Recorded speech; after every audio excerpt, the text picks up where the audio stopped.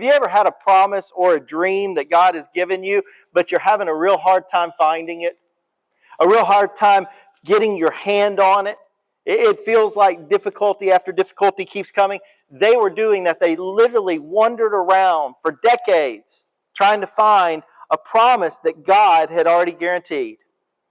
And in the middle of that journey, Numbers 21, chapter 21, verse 4 says that they became very discouraged on the way to the promised land. They were the people of God, but little by little they got worn down and they found themselves discouraged. And at one point they even said this: we would rather go back to the captives and those who've abused us than to continue to move forward toward the promise of God. Now, I wish I could tell you, I haven't been there myself, but I can tell you this. I know God has given me promises through His Word. I know He has affirmed those promises through prayer and through the encouragement of others. But I have at times found myself thinking, you know what? It would just be easier to back down from the challenge than to keep moving forward. To maybe even retreat. That's where they're at.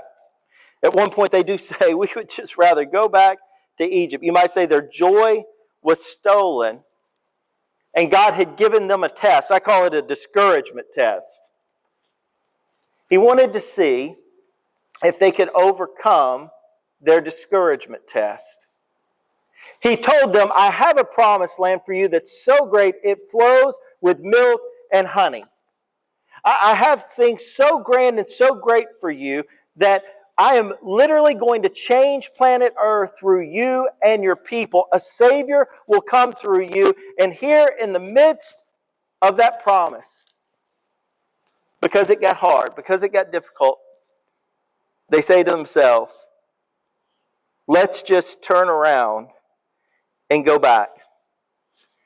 Some of you today may be going through a trying or difficult moment. Maybe you have children who are going through a trying and difficult moment, or grandchildren who are going through a trying or difficult moment. And it's in those difficulties when we hear words like cancer, divorce, bankruptcy.